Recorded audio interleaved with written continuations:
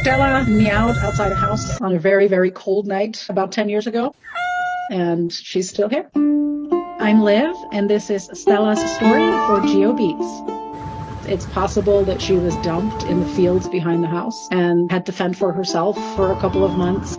There was lots of snow and ice everywhere. We heard the meows. We opened the door, and initially it was like, oh, there's a cat. What do we do? I picked her up and held her close, trying to warm her up. She started to try to suckle on my earlobe. She was so cold. She was in bad shape and very sick. She was about 9 months old at the time, weighed just over 2 pounds. I like to say that she hired me as her chief of staff. That dogs have owners, cats have staff. What do you want? She had trouble keeping food down.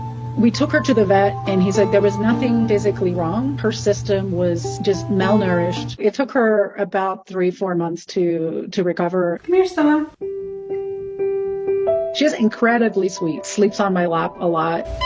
She will demand snuggles and cuddles and is absolutely persistent.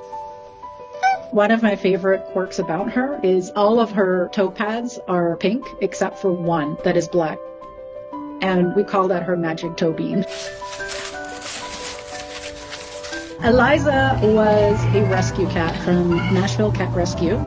Her background story is quite sad. She was rescued from a hoarder situation. The people left the property, but left all of the cats on the property. Eliza was 4 years old when we brought her home, and Stella was 6 at the time. I didn't want Stella to feel that suddenly her castle had a new occupant.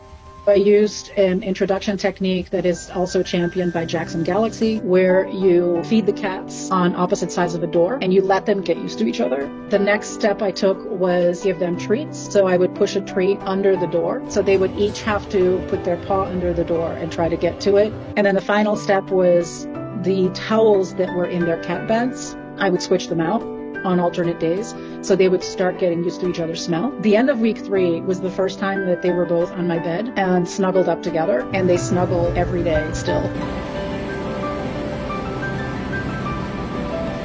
They are so close, they completely became bonded. One of their favorite games is getting me to open the door and then not come inside. It's possible that they do it on purpose. Ma'am, Stella has a habit of closing doors. She will go into the bathroom or into my wardrobe or any other hallway closet, and she will push against the door until it shuts. Did it happen again? What will happen is Eliza will sit outside that closet and start meowing and alert me to the fact that Stella's inside. Stella. I have never been as bonded with another animal as I am with Stella.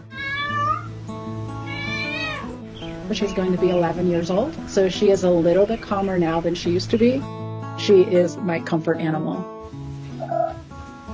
But when I have to travel for work, being in the hotel room, I'll find myself looking around the room going, oh, where's Stella?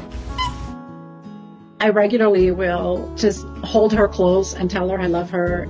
Animals come into our lives and they also leave our lives, and I want to make sure before that happens, I have filled all of the memories that I can make with Stella and be intentionally grateful for having her in my life.